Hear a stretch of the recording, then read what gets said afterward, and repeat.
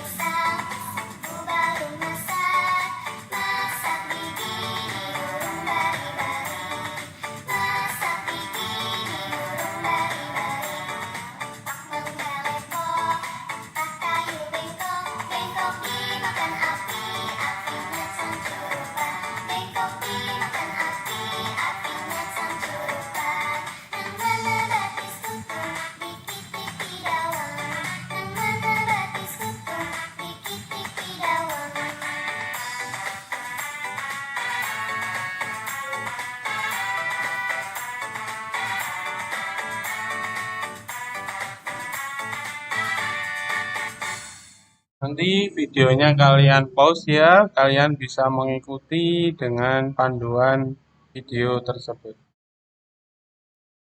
Kita lanjut pada pembahasan kedua, yakni unsur cerita rakyat. Unsur-unsur cerita rakyat yang sudah kita pelajari ya, meliputi tokoh, latar, dan pesan. Tokoh itu adalah pelaku yang mengemban peristiwa dalam cerita fiksi, seperti contohnya ya protagonis, antagonis, tritagonis ya. Juga berikut sifat-sifatnya ya, perwatakan. Yang kedua adalah latar, yakni keterangan mengenai ruang, waktu, serta suasana terjadinya peristiwa-peristiwa di dalam suatu cerita tentunya ya. Jadi latar itu di mana terjadi, kapan peristiwa itu terjadi, juga suasana peristiwa itu bagaimana, seperti itu ya. Juga pesan, pesan itu adalah sebuah ajaran moral atau petuah yang mau disampaikan oleh pengarang kepada pembaca. Jadi di sini pesan itu diselipkan di dalam suatu cerita. Jadi cerita fiksi itu tidak hanya dibaca untuk fungsi rekreatif saja ya, tapi juga ada hikmah yang kita bisa petik dan kita internalisasikan atau kita terapkan dalam kehidupan kita sehari-hari. Seperti itu ya. Coba kalian periksa ya di buku PR itu ada cerita buku Batu Berdaun. Kalian cermati cerita Batu Berdaun itu dan identifikasikan unsur pembangun ceritanya ya. Meliputi tokoh, latar, dan juga pesan ya. Kalian cari, nanti kalian tulis di buku kalian. Baik, kita lanjut pada pembahasan ketiga, yakni pengaruh gaya terhadap bentuk benda dalam kehidupan sehari. Coba ya kita simak, ini ada video lagi. Nama saya Jangan Serono, kelas 4B. Saya akan memainkan plastisin ini dengan cara menekannya.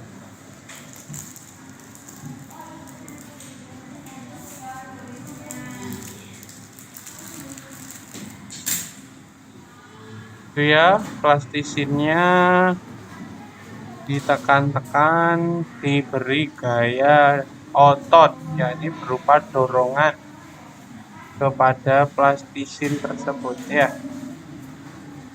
Coba kita lihat, lama-kelamaan kan plastisin akan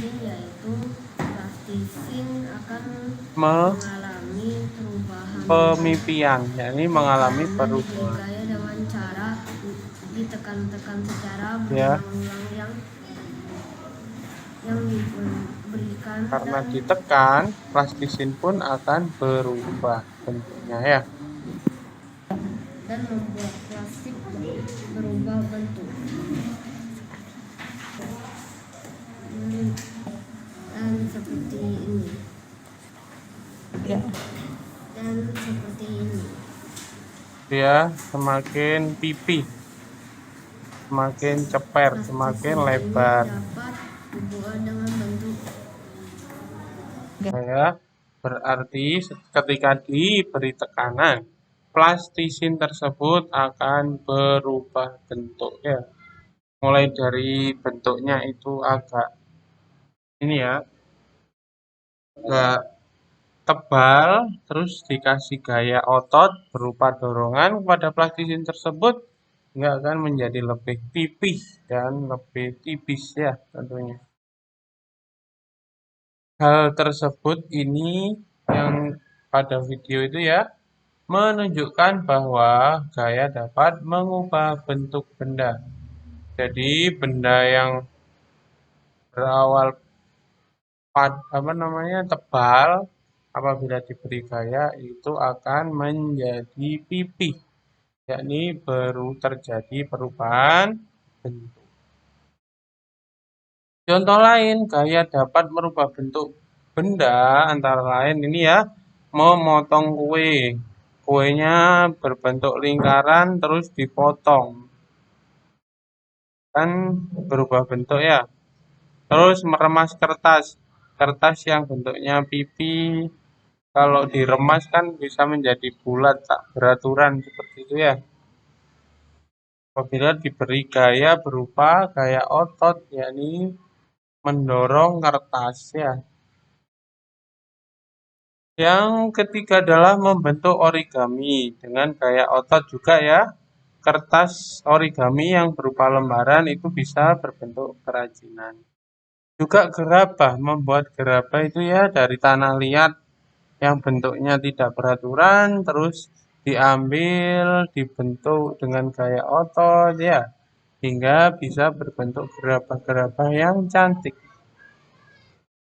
Dari tanah berubah menjadi gerabah karena adanya gaya yang diberikan, yakni gaya otot. Seperti itu ya. Mungkin pembelajaran kita berakhir di sini. Apabila ada pertanyaan langsung saja melalui Google Classroom ataupun WhatsApp. Kurang lebihnya mohon maaf. Semoga bermanfaat dan saya akhiri. Wassalamualaikum warahmatullahi wabarakatuh.